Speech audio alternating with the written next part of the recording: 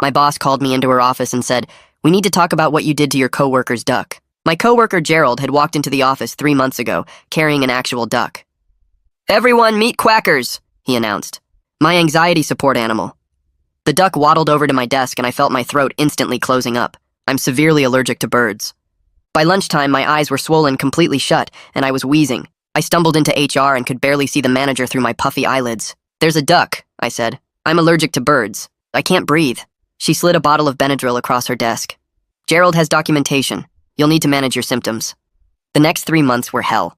During my biggest client presentation, I sneezed 17 times in a row because Quackers was sitting under the conference table. The client asked if I was okay and I tried to say yes, but my face was so swollen, I looked like I'd been in a car accident. We lost the account. When I complained to HR, Gerald overheard and cornered me by the elevator. "You're discriminating against my disability," he said, clutching Quackers to his chest. "That's illegal, you know." The duck quacked in my face and I had an allergic reaction so bad I had to leave work early. My coworker Jennifer started leaving rubber ducks on my desk with little notes like, "Quackers says hi." One morning I came in to find my keyboard covered in actual duck poop. I took it to HR with photos. "Can you prove it was Quackers?" the manager asked. I stared at her. "It's duck poop. There's one duck in this office." She said she'd look into it. Nothing changed. My doctor wrote a note saying my allergy was severe enough to be dangerous. HR told me to try a different antihistamine. Then one morning I came in at 6 a.m. because I needed to finish a report and couldn't do it with Quackers around. The office was empty and beautiful and silent. I made coffee in the break room and sat at my desk actually able to breathe. Around 7, Gerald walked in with Quackers. "You're here early," he said cheerfully. The duck immediately waddled toward my desk and my eyes started watering. An hour later, Gerald started screaming, "Quackers! Quackers!" I ran over. The duck was lying on the floor near the break room, not moving. My boss called me into her office that afternoon. The HR manager was already sitting there. "Where were you this morning?" my boss asked. "I came in early to work on the Garnington report." She turned her computer screen toward me. Security footage showed me alone in the break room making coffee right where Quackers died later. "We're investigating whether you poisoned Gerald's duck." My mouth fell open. I didn't touch that duck. Gerald filed a police report. The company suspended me. A detective showed up at my apartment with a folder full of my HR complaints. "You filed 16 complaints about this duck in 3 months, he said. "That's a lot of motivation." My coworkers posted on Facebook calling me a murderer. Someone left a dead rubber duck on my doorstep. I couldn't sleep, so I watched the security footage over and over on my laptop. Then I noticed it. The timestamp jumped from 7:15 to 7:30. 15 minutes were missing. I dug through the company directory and found that Justin from IT could delete footage. I'd heard him yelling about Quackers eating his lunch twice. I waited for him in the parking lot after work. "Justin, I know you deleted that footage." His face went white. "I don't know what you're talking about." I stepped closer. The duck died right after that missing 15 minutes. "What did you do?" He looked around and then his shoulders dropped. "It kept eating my food. I left out some stuff with rat poison in it. I didn't think it would actually eat it that fast." When Gerald started screaming, I panicked and deleted the footage. But everyone already hated you, so I went straight to my boss in HR the next morning and told them everything. My boss looked at me like I was insane. "So you're saying Justin killed the duck and framed you, but you have no proof of this?" Justin denied the entire conversation ever happened. He told HR I was harassing him and making up lies to save myself. The company was on the brink of firing me for creating a hostile work environment, and Gerald had just shown up at my doorstep, suing me for $50,000 in emotional damages. Gerald stands on my doorstep with a woman in a gray suit holding a folder, and my stomach drops when I see the papers. He shoves them at me and I take them with shaking hands, seeing the words, "Complaint for damages" at the top in bold letters. His face is red and wet with tears, and he points at me with a trembling finger. The woman touches his arm gently, and he turns away, walking down the steps while his shoulders shake. I watch them get into a black car and drive away, then I close the door and slide down to the floor with the papers in my lap. The lawsuit says I killed his duck on purpose because I hated it, and he wants $50,000 for his pain and suffering. I read it 3 times, and each time makes me feel sicker because it describes me as cruel and heartless, someone who would poison an innocent animal. My phone is on the coffee table, and I grab it, scrolling through my contacts for anyone who might know a lawyer. I start calling at 8 p.m., leaving voicemails that probably sound crazy because I'm talking too fast, and my voice keeps breaking. Most numbers go straight to voicemail saying the office is closed until Monday. I call my cousin who went to law school, but he does real estate work, and tells me to find a criminal attorney. I Google lawyers in my area and start cold calling the emergency numbers listed on their websites. One receptionist tells me consultation fees start at $500, and I say yes immediately, not even caring about the cost. Another office says they can't take new clients for 3 weeks. I leave messages everywhere, explaining that I'm being sued and investigated for killing a duck I didn't kill. By 11 p.m., I'm sitting in the dark with my phone in my hand, wondering if I should just give up. Then my phone rings with an unknown number, and I answer it so fast I almost drop it. A man's voice asks if I'm the one who called about the duck case, and I say yes. He introduces himself as Philip Kelly and says he got my voicemail, and something about my situation caught his attention. We talk for 20 minutes while he asks basic questions about what happened, and he agrees to meet me tomorrow morning at 7 a.m. I thank him about 5 times, and he tells me to bring every document I have related to the case. I show up at Philip's office at 6:50 a.m. with a backpack full of papers and my laptop. His office is in an old building downtown and smells like coffee and old books, with wooden furniture and shelves packed with legal volumes. Philip is maybe 50 years old with gray hair and reading glasses, wearing a button-down shirt without a tie. He shakes my hand and points to a chair across from his desk, then pours me coffee from a pot on a side table. I start explaining everything from the beginning while he takes notes on a yellow legal pad, his pen moving fast across the paper. He doesn't interrupt once, just keeps writing and nodding, his expression completely neutral. I tell him about my allergy, the 16-hour complaints, coming in early that morning, finding the duck dead, being suspended, confronting Justin in the parking lot. When I mention the missing 15 minutes in the security footage, Philip's pen stops moving and he looks up at me. His eyes are sharp behind his glasses and he asks me to repeat that part. I explain about the timestamp jumping from 7:15 to 7:30 and how I figured out Justin could delete footage. Philip leans back in his chair and taps his pen against the legal pad, staring at me like he's deciding whether to believe me. He leans forward and asks me to tell him everything about Justin and the deleted footage again, word for word. I go through the whole parking lot conversation, repeating what Justin said about the rat poison and panicking and deleting the footage. Philip makes me tell it 3 times, asking specific questions each time about Justin's exact words and body language. He wants to know if anyone else was around, if I recorded it, if Justin seemed scared or angry. I tell him Justin looked terrified at first, then relieved when he realized I had no proof. Philip sets down his pen and explains that if I'm telling the truth, Justin committed a serious crime by destroying evidence in a police investigation. He says evidence tampering is a felony and shows consciousness of guilt, which could help prove my innocence. But he warns me that without proof of our conversation, it's my word against Justin's, and Justin already told HR I was lying. I ask what we can do, and Philip says we need to build a case showing Justin had means, motive, and opportunity to kill the duck. The deleted footage proves someone tampered with evidence, and if we can prove Justin did it, that creates reasonable doubt about my guilt. We spend the next 2 hours spreading documents across his entire desk, building a timeline of everything that happened. I show him all 16 HR complaints I filed about the duck, each one documented and dated. He reads through my medical records showing emergency room visits for allergic reactions, including one where my throat started closing. I pull up the security footage on my laptop and we watch it together, Philip taking notes on the timestamp jump. He points out that the footage shows me making coffee and leaving the break room at 7:10, 5 minutes before the gap starts. I show him emails where I begged HR to do something about my allergy and their responses telling me to take more medicine. Philip nods while reading and says this paper trail actually helps my case because it proves I wanted the duck gone through proper channels, not murder. He explains that if I'd wanted to kill it, I wouldn't have spent 3 months filing complaints and visiting doctors. A murderer doesn't create a documented trail of their motive, they just act. I feel a tiny bit of hope for the first time in days. Philip explains that Gerald's lawsuit and the criminal investigation are 2 separate legal matters that will move on different timelines. The lawsuit is civil court where Gerald has to prove I'm responsible for his damages, while the criminal investigation could lead to charges if the police think they have enough evidence. He says the civil case will probably get put on hold until the criminal investigation is finished, since Gerald's attorney won't want to proceed without knowing the outcome. I ask about my job suspension, and Philip frowns, saying the company suspended me without pay, even though I haven't been charged with anything. He thinks that might be premature and could be challenged, but he wants to focus on the criminal investigation first, since that's the bigger threat.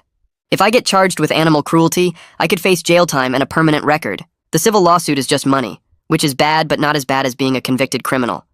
I ask how much his services will cost and Philip doesn't hesitate, quoting $15,000 as a retainer for both the criminal defense and civil lawsuit response. My chest tightens because that's a huge amount of money, but he explains it covers investigation, document review, court appearances, and negotiation with prosecutors and opposing counsel. I think about my savings account, which has $18,000 that I've been building for years as an emergency fund. I guess being investigated for duck murder and sued for $50,000 counts as an emergency. I tell Philip I can pay the retainer, and he nods, pulling out a contract for me to sign. My hand shakes a little as I write the check, watching my emergency fund disappear, but I don't see any other choice. Philip takes the check and files it away, then tells me he's going to get to work immediately on my defense. Philip says his first step is contacting Detective Dominique Braun, who's handling the criminal case, requesting a formal meeting to present evidence supporting my innocence.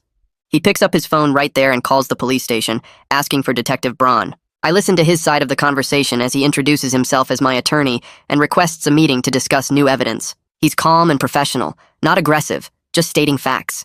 After a few minutes, he hangs up and tells me Detective Braun agreed to meet with us in 3 days. I ask if that's normal, and Philip says it's actually quite fast, which suggests she might have some doubts about the case against me. He thinks she might be open to hearing our side, especially with the forensic evidence about the deleted footage. 3 days feels like forever, but I nod and thank him. He tells me not to talk to anyone about the case, especially not Justin or Gerald or anyone from work. Anything I say could be used against me later. The next 3 days are the longest of my life. I'm alone in my apartment, suspended from work with no pay, terrified to leave my building because neighbors have seen the news coverage about the investigation. On the second morning, I look out my window and see spray paint on my car in the parking lot, bright red letters spelling "Duck Killer" across the driver's side. My hands clench into fists and I want to scream, but instead I grab my phone and take pictures. I call the non-emergency police line and file a report about the vandalism, giving them the case number from the duck investigation. The officer on the phone sounds bored and says they'll send someone to take a report, but I can tell nothing will come of it. A different officer shows up 3 hours later, takes photos, and tells me to contact my insurance company. He doesn't even pretend to care about finding who did it. I spend the rest of the day inside, ordering food delivery because I'm too scared to go to the grocery store.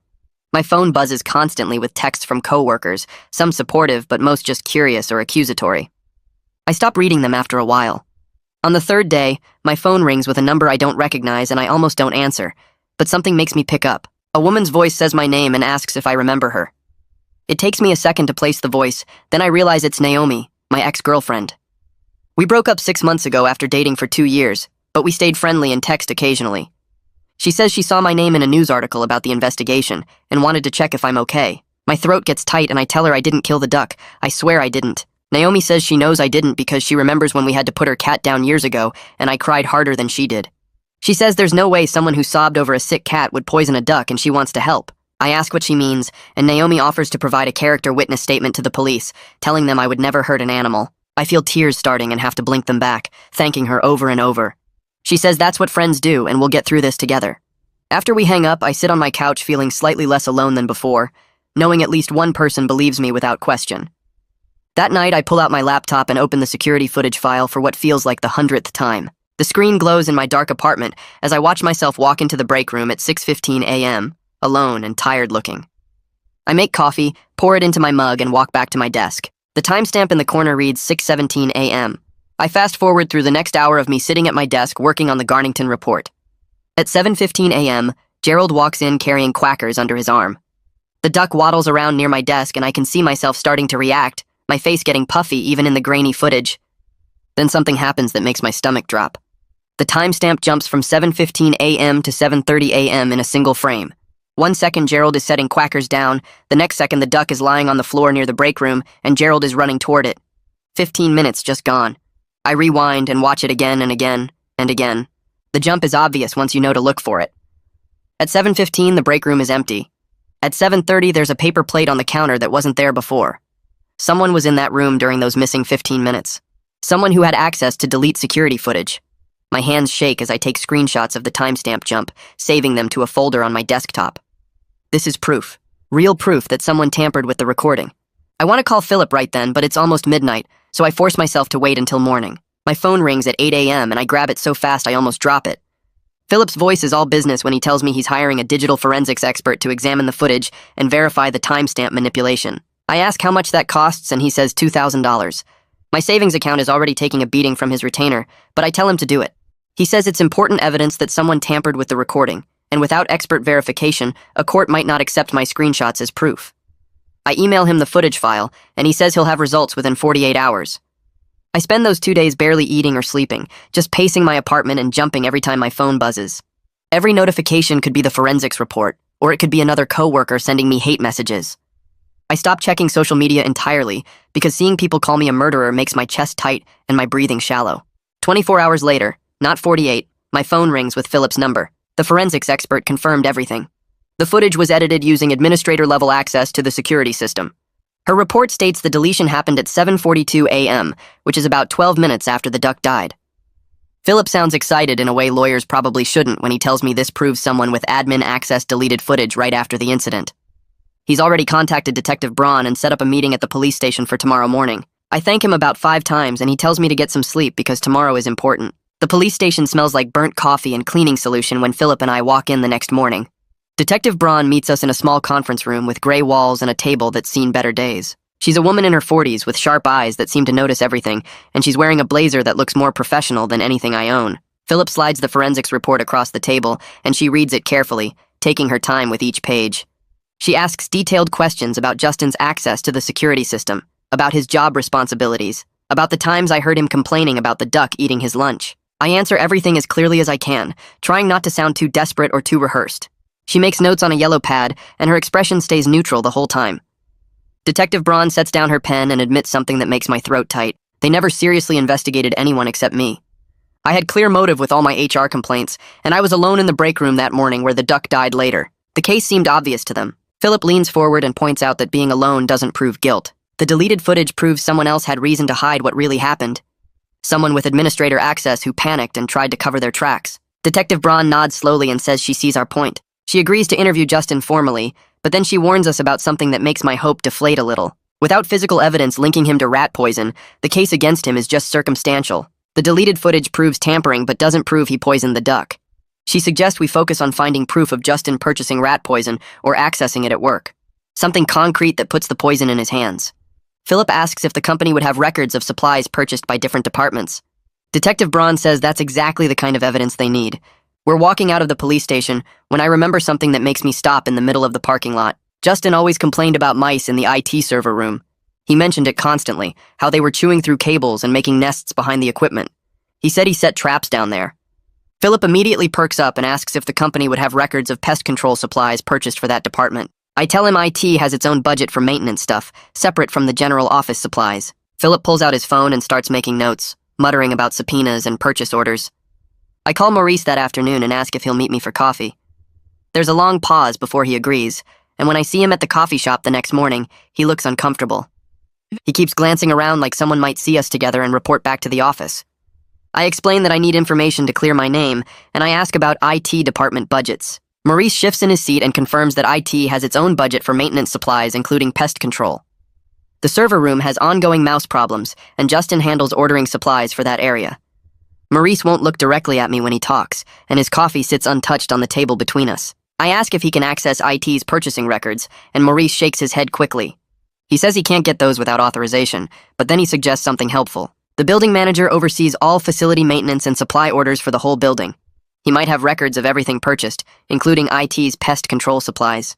Maurice finishes his coffee in 3 quick gulps, wishes me luck, and leaves before I can thank him properly. He clearly doesn't want to be associated with me any longer than necessary. The building manager's office is in the basement next to the maintenance closets. Frank is a tired-looking guy in his 50s with grease stains on his work shirt. He seems annoyed when I knock on his door and ask about purchasing records. His expression changes when I explain I'm trying to prove my innocence in a criminal investigation. He pulls up records on his ancient desktop computer, squinting at the screen and clicking through files. After a few minutes, he turns the monitor toward me and shows me that IT department ordered rat poison 3 times in the past year. The most recent order was 2 weeks before the duck died. Frank prints out the receipts without me even asking, and each one shows an employee ID number next to the order. The most recent receipt has Justin's ID number right there in black and white. I grab the receipts from Frank and practically run to my car. My hands shake as I drive to Philip's office because this is actual proof that Justin ordered the poison. I text him that I'm coming with important evidence, and he responds immediately telling me to come straight there. When I burst into his office 20 minutes later, he's already cleared his desk and has his legal pad ready.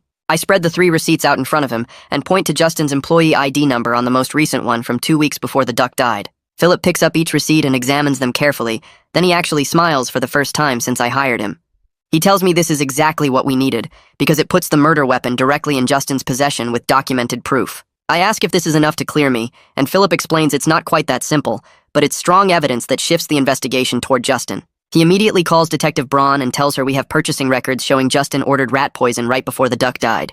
She agrees to bring Justin in for questioning that afternoon and asks us to bring the original receipts to the station. Philip and I arrive at the police station 2 hours later, and Detective Braun meets us in the lobby. She takes the receipts and examines them closely, then nods and says this is good evidence. She tells us Justin is on his way in for questioning and we're welcome to wait if we want. Philip says we'll stay because he wants to know how Justin responds to being confronted with the receipts. We sit in the waiting area on uncomfortable plastic chairs, and I watch the clock on the wall tick forward. Justin arrives 30 minutes later escorted by a uniformed officer, and he looks confused and annoyed. He doesn't see me sitting in the corner because I'm partially hidden behind a filing cabinet. Detective Braun takes him into an interview room and closes the door. The first hour passes slowly, and I can't hear anything through the closed door. Philip tells me to stay calm and let the detective do her job. Around the 90-minute mark, I start hearing Justin's voice getting louder through the door. I can't make out the words, but his tone is definitely defensive and angry. Philip leans forward and listens carefully. Then he whispers that Justin is probably being confronted with the purchasing records. Another 30 minutes pass and Justin's voice gets even louder. I hear him shout something about harassment and lies. Philip squeezes my shoulder and tells me this is a good sign, because innocent people don't usually get this defensive. At the 3-hour mark, the interview room door suddenly flies open and Justin storms out with his face completely red. He's breathing hard and his fists are clenched at his sides. He takes 3 steps into the waiting area, and then he sees me sitting there. His eyes go wide and then narrow with pure rage. He points directly at me and screams that I'm trying to frame him because I got caught killing the duck. He yells that I'm making up lies and harassing him to save myself. 2 officers immediately move toward him and tell him to calm down. Justin keeps screaming that I'm a liar and a murderer, and I planted evidence against him. 1 officer grabs his arm and Justin tries to pull away. The second officer takes his other arm and they start walking him toward the exit. Justin is still yelling over his shoulder that I won't get away with this and everyone knows I did it. The officers push him through the front doors, and I can still hear him shouting in the parking lot. My whole body is shaking and Philip puts his hand on my arm. He tells me that outburst just made Justin look extremely guilty. Detective Braun emerges from the interview room a few minutes later looking satisfied. She walks over to where Philip and I are sitting and sits down across from us. She explains that Justin denied ordering any rat poison, despite his employee ID being on all 3 receipts. He claimed someone must have stolen his ID credentials and used them to make the purchases. Detective Braun says his story about where he was that morning kept changing, and he couldn't explain why he deleted the security footage. She tells us she's now treating Justin as a serious suspect in the duck's death. Philip asks what happens next, and Detective Braun explains she's requesting a search warrant for Justin's home and work computer. She wants to look for evidence of the footage deletion and any research about poisoning animals. She says the warrant should come through within a few days, and the forensic search will take about a week. Philip warns me that this process could take weeks, but at least the investigation is finally looking at the right person. I feel relief flooding through me for the first time in weeks. Detective Braun stands up and shakes both our hands, then tells me to stay available because she'll have more questions as the investigation progresses. Philip and I walk out to the parking lot, and I actually feel like I can breathe properly. He reminds me that we're not done yet because Gerald's lawsuit is still active, and we need to deal with that separately. 2 days later, a thick envelope arrives at my apartment with legal documents inside. It's a notice that Gerald's lawsuit is proceeding to the discovery phase. Philip explains this means both sides have to exchange evidence and documents related to the case. Inside the envelope is a massive list of interrogatories from Valeria Chamberlain, Gerald's attorney. She's asking about my whereabouts on the morning the duck died, my complete medical history related to allergies, every interaction I ever had with the duck, and my feelings toward Gerald. There are 47 questions total, and each one requires a detailed written response under oath. I call Philip immediately, and he tells me to bring everything to his office tomorrow morning. We spend the next 2 full days sitting in his conference room drafting responses to Gerald's discovery requests. I have to relive every miserable moment of the past 3 months as I describe each incident with the duck. Philip types while I talk, occasionally stopping me to ask clarifying questions or tell me to stick to facts only. We document every allergic reaction, every HR complaint, every day I came in early or left late to avoid the duck. It's exhausting and emotionally draining to go through all of it again. On the second day, Philip explains that we're also sending our own discovery requests to Gerald's attorney. We ask for the duck's complete medical records, any documentation of its training as a support animal, and information about other employees who had conflicts with it.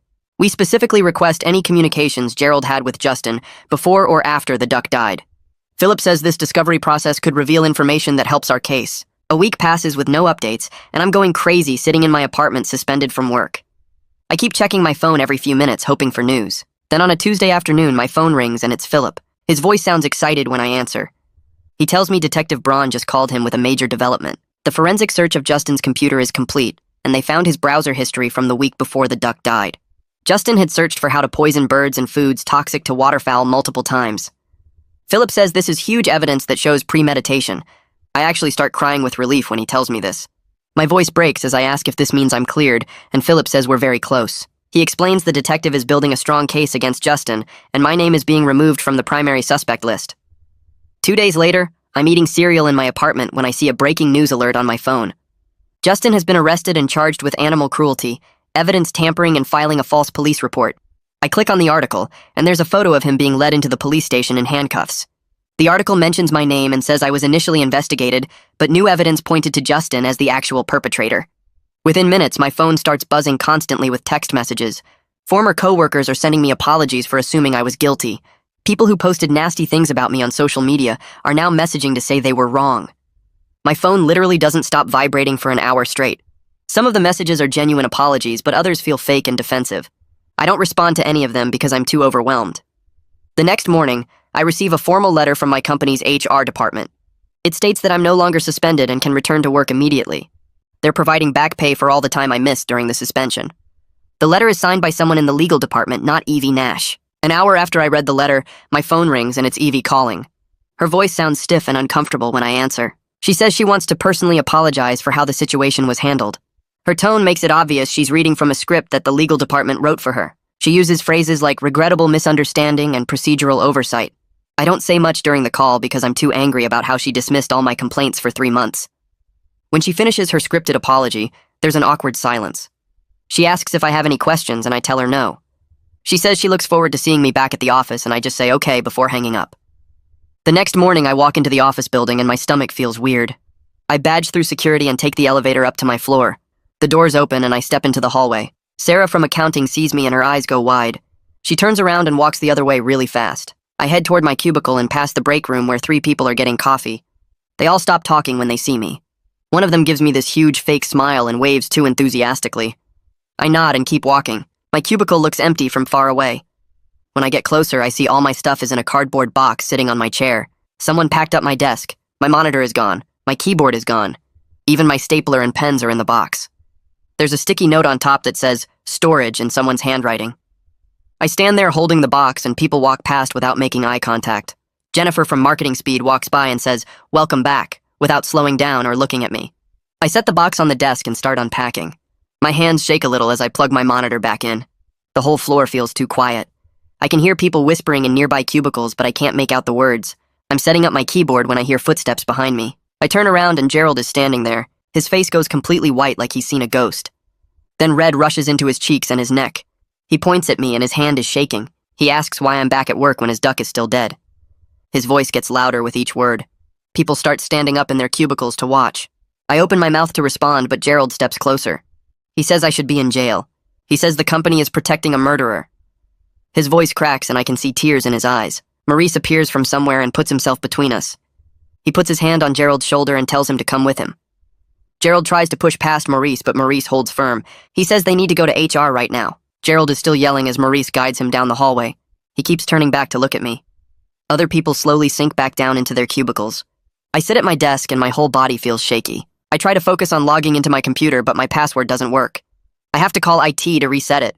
My phone rings around lunchtime and it's Philip. He sounds excited when I answer. He tells me Gerald's attorney called him this morning. Valeria wants to meet to discuss dropping the lawsuit. Philip says she apparently didn't know about Justin's arrest until yesterday. The criminal investigation developments caught her by surprise. He explains that she's probably worried about her client suing the wrong person. I ask if this means the lawsuit is over. Philip says not yet, but it's a very good sign. He's setting up a meeting for tomorrow afternoon at his office. He tells me to stay calm and let him do most of the talking. I hang up and actually feel hopeful for the first time in weeks. The next day, I drive to Philip's office and park in the visitor lot. The conference room has a long table, and Gerald is already sitting there with Valeria. Gerald looks terrible. His eyes are red and puffy. His hair is messy. He's wearing a wrinkled shirt. Valeria is a sharp-looking woman in a dark suit. She has a stack of folders in front of her. Philip and I sit across from them. Valeria starts talking in this professional voice about the recent developments in the criminal case. She says that continuing the lawsuit against me would be difficult, given the evidence against Justin. Gerald interrupts her. He says he doesn't care about difficult. He says someone needs to pay for what happened to his duck. His voice breaks. Valeria puts her hand on his arm and tells him to let her finish. She explains that the forensic evidence and Justin's browser history create serious problems for their case. Gerald's hands are flat on the table, and I can see them trembling. He keeps saying someone has to be held accountable. Valeria looks uncomfortable. She glances at Philip and then back at Gerald. Philip leans forward and speaks in this calm voice. He tells Gerald that he's welcome to sue Justin instead. Justin actually committed the crime. Justin poisoned the duck and then tried to frame me. Philip explains that pursuing me further would likely result in sanctions for filing a lawsuit without merit. The evidence clearly points to Justin. Gerald's eyes fill with tears. He puts his face in his hands. His shoulders shake. He says he just wanted someone to be held accountable for his loss. He loved that duck. It helped him with his problems. Now it's gone and no one seems to care. Valeria hands him a tissue. The room is quiet except for Gerald crying. I feel bad for him even though he tried to destroy my life. He's in real pain. I can see it. I hear myself talking before I really think about it. I tell Gerald I understand his grief. His duck made me sick for 3 months, but I never wanted it dead. I explain that I just wanted to breathe in my own workplace. I'm sorry that Justin's actions took away something Gerald loved. The room goes silent. Valeria stares at me. Philip looks surprised. Gerald lifts his head and looks at me with red eyes. I mean what I said. I was miserable with that duck around, but I didn't want this. Gerald keeps staring at me for a long moment. Then he asks why I'm being nice to him. He tried to destroy my life with this lawsuit. I tell him that hurt people hurt people. I can see he's been suffering just like I have. Maybe we can both stop suffering now. Gerald's face crumples and he starts crying again. But this time it seems different. Less angry. More sad. Valeria clears her throat and says she's formally withdrawing the lawsuit. She slides papers across the table to Gerald. He stares at them for a minute. Then he picks up a pen with shaking hands and signs. Philip reaches across the table and shakes my hand. He tells me that was the most grown-up thing he's seen in 20 years of practicing law. I don't feel very grown up. I just feel tired. Gerald stands up and walks out without looking at anyone. Valeria packs up her folders and follows him. Philip and I sit there in the empty conference room. He tells me to celebrate tonight because this is a big win. I tell him I'll try. A few weeks pass and things settle into a new normal at work. Then Philip calls with an update about Justin. The criminal trial is scheduled for 4 months away. But Justin's attorney contacted the prosecutor about a plea deal. Philip explains that Justin is facing serious time if he goes to trial and gets convicted. The evidence against him is really strong. Pleading guilty to smaller charges might be his best choice. I ask what that means for me. Philip says it means the case is basically over. Justin will admit what he did. The record will be clear. I thank him and hang up. I sit in my apartment and feel this weird mix of relief and anger. Relief that it's ending. Anger that Justin tried to ruin my life to save himself. The company starts an internal investigation into how everything was handled. I have to meet with some people from the legal department. They ask me questions about every complaint I filed. They take notes on everything. A few weeks later, I hear through office gossip that Evie is being moved to a different position. Not fired, but demoted. A new HR director gets hired from outside the company. She sends an email to everyone about reviewing workplace safety policies. She mentions something about better handling accommodation requests. I read the email and feel a little bit satisfied. Not happy exactly. Just glad that someone is taking this seriously now. My desk is back to normal. My monitor works. People make eye contact with me in the hallway again. Life goes on. A few days later, Maurice calls me into his office and closes the door behind us. He sits down and looks uncomfortable. He tells me he should have pushed harder when I first complained about the duck. He admits the company failed me by not taking my allergy seriously. He says he's sorry for staying neutral when I needed someone to stand up for what was right. Then he slides a paper across his desk. It's a promotion to senior analyst with a raise of $12,000 a year. He says it's compensation for what I went through and recognition of my work. My bank account has $3,000 left after paying Philip's retainer and covering bills during my suspension. I tell Maurice I accept and we shake hands. He looks relieved. 2 weeks pass and Philip calls with news about Justin's case. The prosecutor offered a plea deal and Justin took it. He pled guilty to animal cruelty and evidence tampering. He gets 18 months probation and 500 hours of community service. He also has to pay Gerald $8,000 for the duck and emotional distress. Philip explains that Justin faced real jail time if he went to trial, so this was his best option. I ask if that means it's really over. Philip says the criminal case is closed and Gerald's lawsuit is dismissed. It's over. I sit on my couch after we hang up and feel this weird emptiness. I wanted justice and I got it, but it doesn't feel as satisfying as I thought it would. The sentencing hearing happens on a Thursday morning. I take the day off work and drive to the courthouse. The courtroom is small and cold. Gerald sits in the front row with his lawyer. Justin sits at the defendant's table in a suit that looks too big for him. The judge asks if Justin wants to make a statement. Justin stands up and reads from a paper in his shaking hands. He apologizes to Gerald for killing his duck and for the pain he caused. He says he made terrible choices and he's sorry. His voice cracks when he talks about panicking and deleting the footage. He never looks at me the entire time, not once. The judge sentences him according to the plea deal and it's done in 10 minutes. Justin walks out with his lawyer and I realize he's still mad at me. He thinks I ruined his life by exposing what he did. He'll probably hate me forever. Outside the courthouse, the sun is bright and warm. I'm walking to my car when Gerald calls my name. I turn around and he's standing there looking tired. He thanks me for not being mean during the investigation. He says he knows I could have made things harder for him. He pulls out his phone and shows me a photo of a duck. He adopted a new one named Quackers too.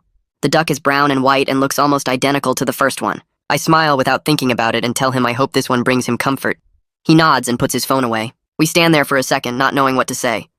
Then he walks to his car and I walk to mine. Back at the office the next week, I get an email from the new HR director. The company is implementing new policies for medical accommodations.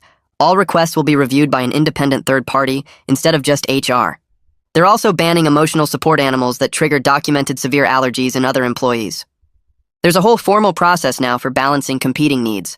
I read through the policy document and feel a little bit satisfied. It won't help me, but maybe it'll help someone else who ends up in a similar situation. The policy is named after some legal case, but I know it exists because of what happened to me. Naomi texts me asking if I want to get coffee. We meet at a place near my apartment on Saturday morning. She orders a latte and I get regular coffee. We sit by the window and talk about normal things for a while. Then she tells me she always knew I couldn't have killed an animal. She reminds me about when we had to put down her cat 5 years ago. I cried harder than she did. She says she knew my character even when everyone else doubted it. We start meeting for coffee every weekend after that. Our friendship builds back up slowly. It feels good to have someone who never stopped believing in me. She makes jokes about the whole thing now and somehow that helps. She calls me the Duck Whisperer, and I actually laugh. Philip sends his final bill in the mail. I open it expecting the worst, but it's actually lower than his original estimate. He charged me $11,000 instead of $15,000. There's a note explaining the case resolved faster than expected, so he's reducing his fee. I write him a check that same day. My savings account drops to almost nothing, but I don't care. His work saved me from criminal charges and financial ruin from Gerald's lawsuit. $11,000 is cheap for my freedom and reputation. I mail the check with a thank you note telling him I appreciate everything he did. The trauma from being falsely accused sits in my chest like a weight. I can't sleep well. I keep thinking about how close I came to losing everything. A coworker mentions her therapist helped her through a hard time. I find a therapist who specializes in trauma and book an appointment. Her office smells like lavender and has soft lighting. I tell her the whole story from start to finish. She listens without interrupting. Then she tells me my anger at the situation is valid.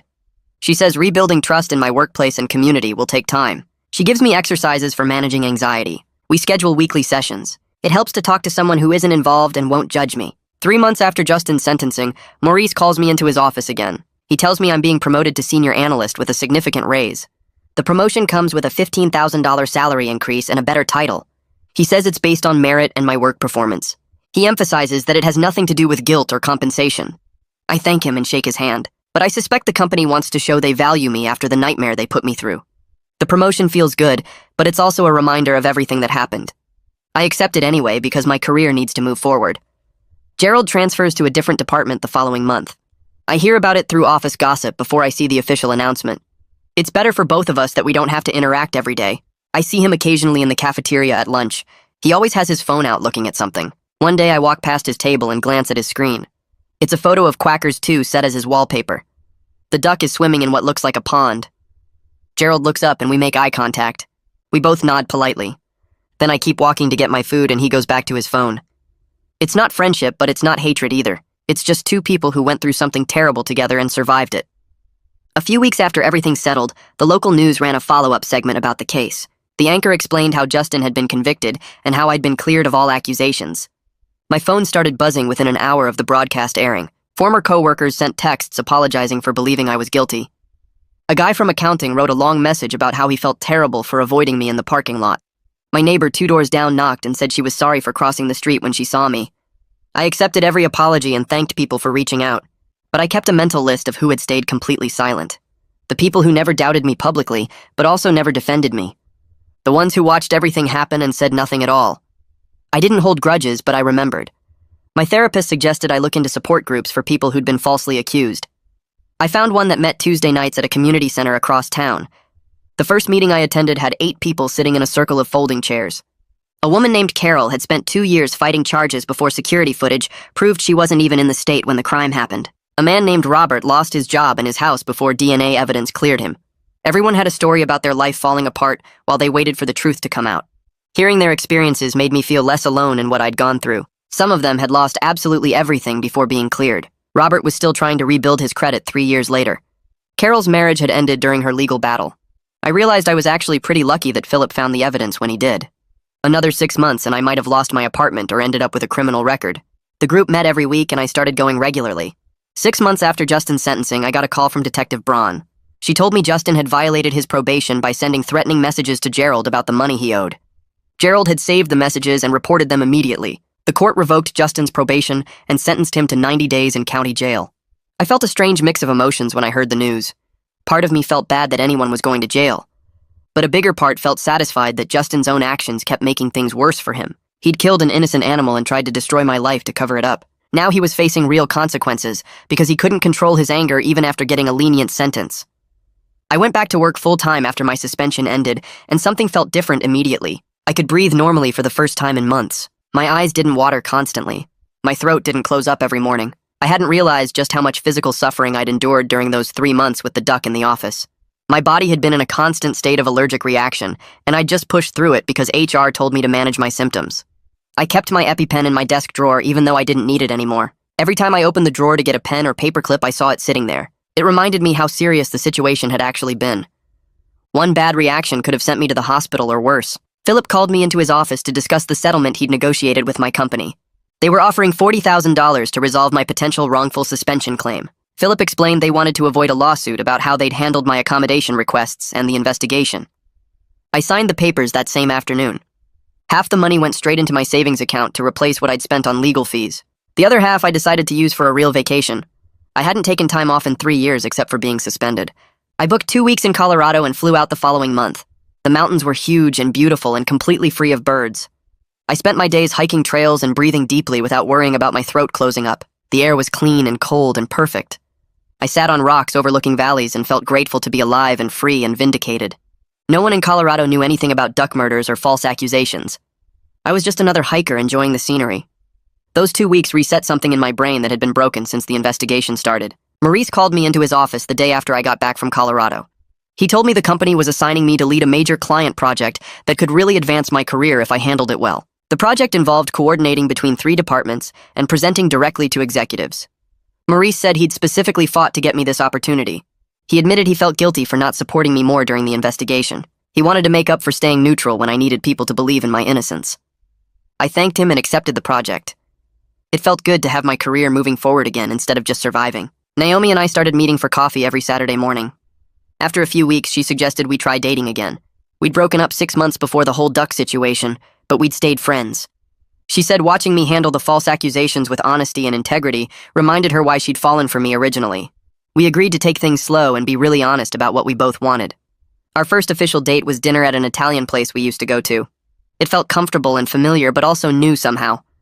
We talked about the future instead of just rehashing the past. I felt genuinely hopeful about where things might go with us.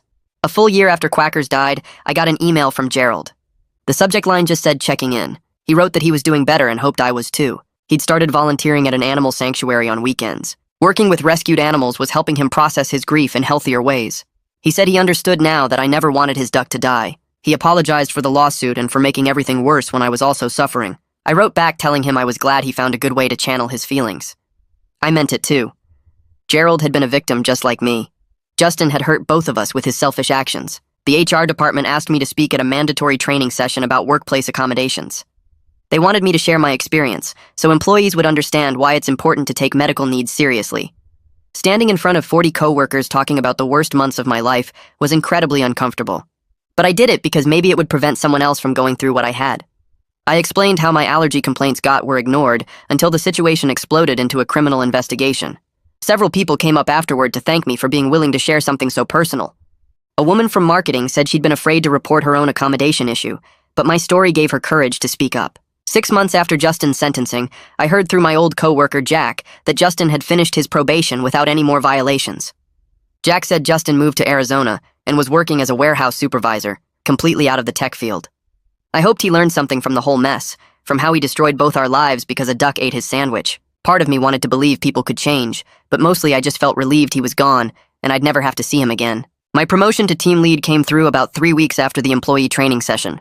Maurice called me into his office and told me I'd be managing 4 analysts starting next month. I'd be responsible for their project assignments, performance reviews, and making sure they felt supported in their work. The first thing I did as a manager was tell my new team that my door was always open if they had concerns about anything. I wanted them to feel safe raising issues before situations exploded into crises like mine had.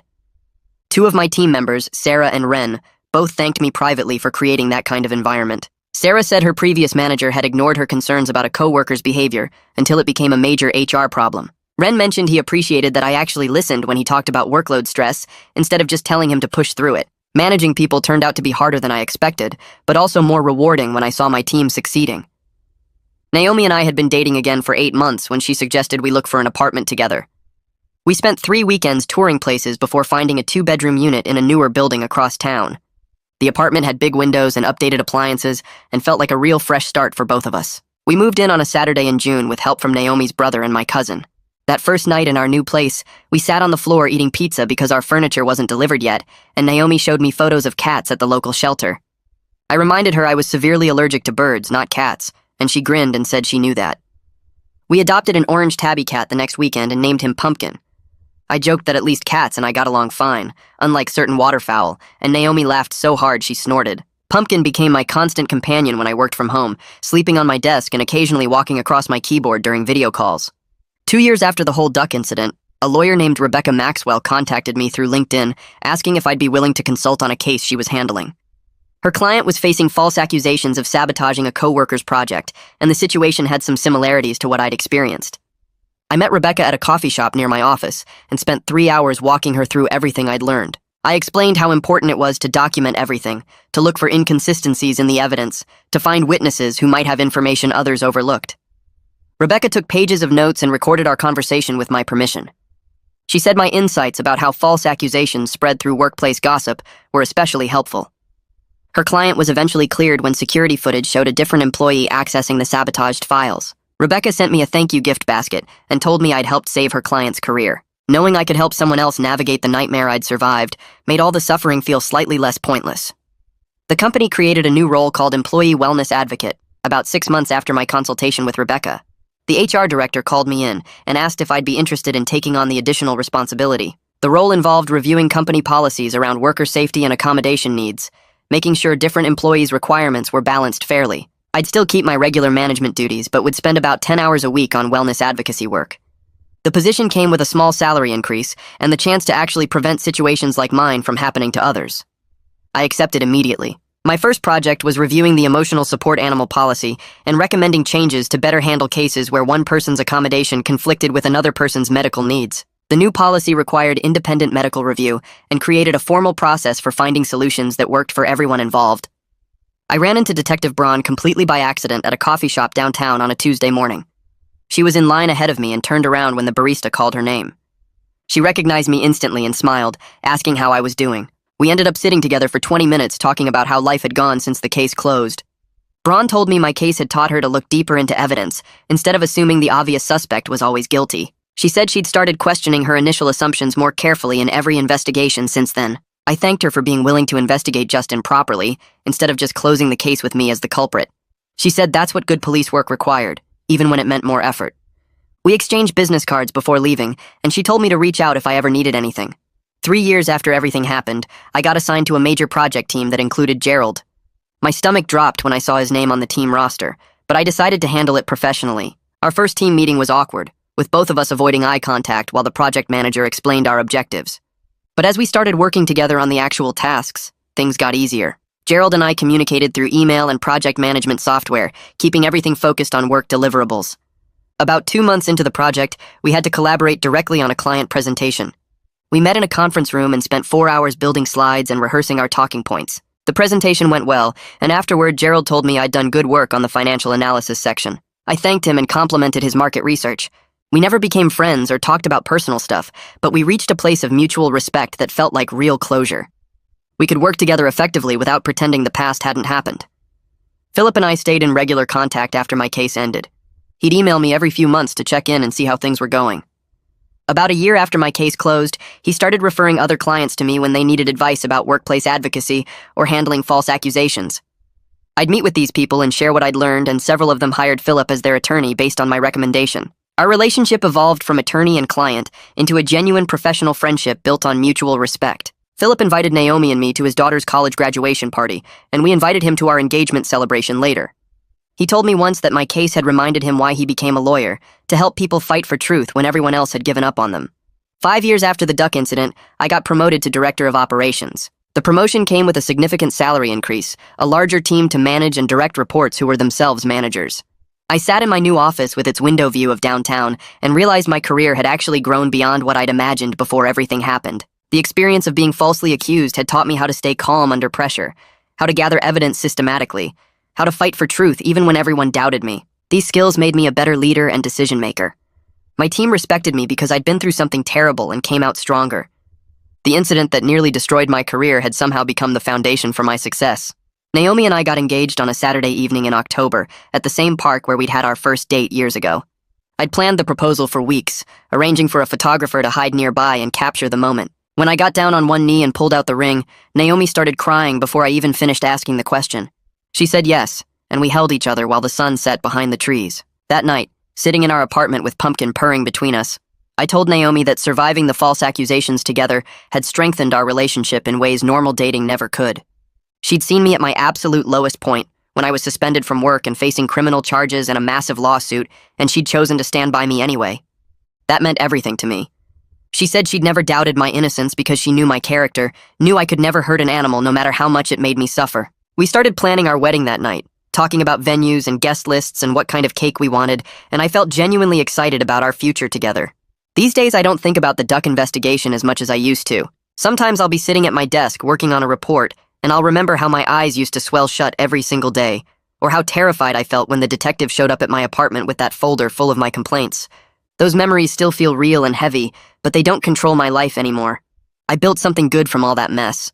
The experience taught me how to stand up for myself, even when everyone thought I was guilty, and how to gather evidence and fight for the truth when it mattered most. I use those skills every day now as director of operations, and my team respects me because they know I've been through something terrible and came out stronger. The trauma definitely shaped who I am, but it doesn't define me. I'm proud of how I handled everything, from hiring Philip to confronting Justin in that parking lot, to accepting Gerald's grief even after he tried to destroy me with that lawsuit. I made good choices when everything was falling apart, and that means something. Looking back now, I'm genuinely grateful the truth came out when it did. If Justin's computer hadn't shown those search histories about poisoning birds, I might have gone to jail or lost everything in that civil suit. I had people who believed in my innocence when it mattered, Philip who fought for me, Naomi who stood by me even when we weren't together, and eventually Detective Braun who was willing to investigate deeper instead of just closing the case. Life is really good now in ways I couldn't have imagined during those awful 3 months. My career is thriving with the director promotion and the team I manage. My relationship with Naomi is stronger than ever because we survived something horrible together and chose each other anyway. Every morning I walk into my office and breathe freely without my throat closing up or my eyes swelling shut, and I never take that for granted. I can sit at my desk all day without fear, without constantly looking over my shoulder for a duck waddling toward me. That simple freedom to breathe in my own workplace means everything.